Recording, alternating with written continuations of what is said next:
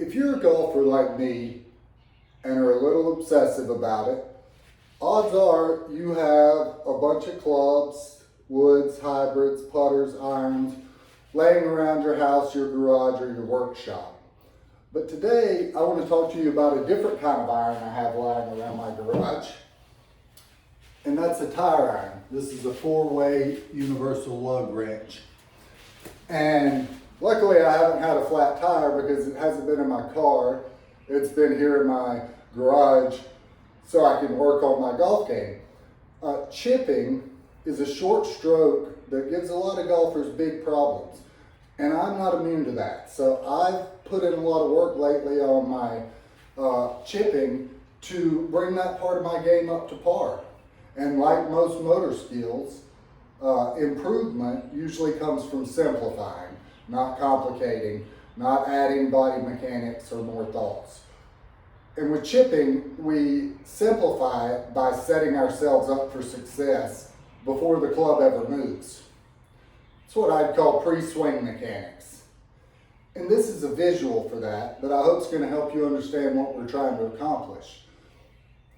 Now, most golfers, when they're chipping, they seem to be taught to do two things: to lean the shaft forward and to open their stance to the target.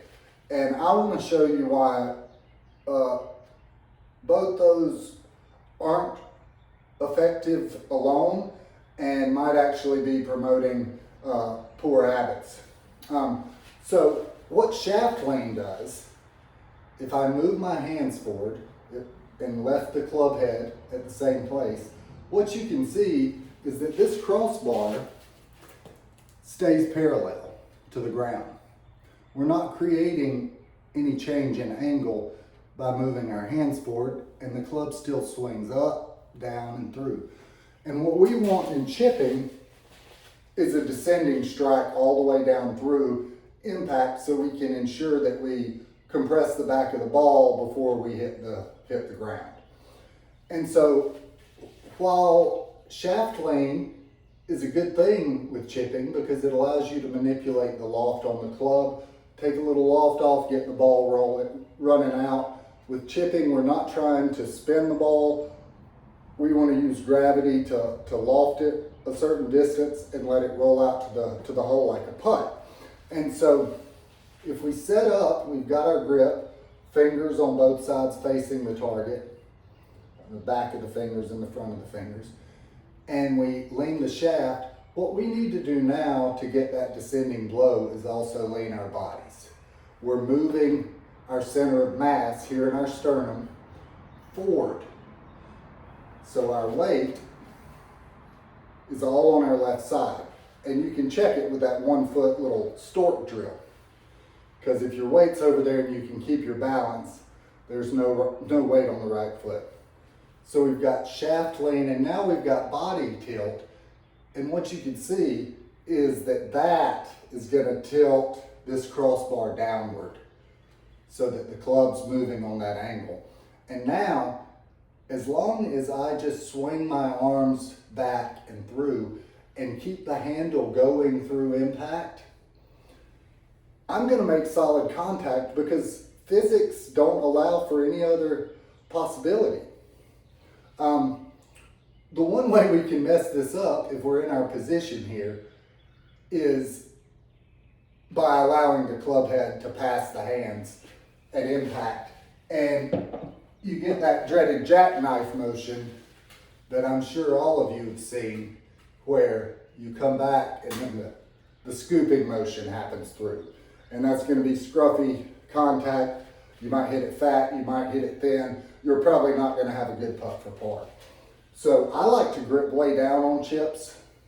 We've got our normal grip, same ball position. The ball's off my left heel basically. And it's just a very narrow stance because there's no weight shift. My weight's going to stay over here. And then shaft lean, body tilt, and then we're just swinging the handle back and through. And what you see there is the hands led the club head through, and didn't allow it to pass. And so I hold the pose there to confirm myself I did that. And you heard the click of the golf ball. That's compression. People think of compression in terms of smashing 300-yard drives, but any clean contact to the back of the ball below the equator causes compression that lifts the golf ball off the ground and makes it go airborne. That's compression. Now let's talk about one more thing. This is why I don't recommend opening your stance for chips unless you're playing a shot that requires it. And you can see it with this tire iron. If we have it here in our normal setup position, and we were to open our stance, now the crossbar is going to hit me on the inside of the leg.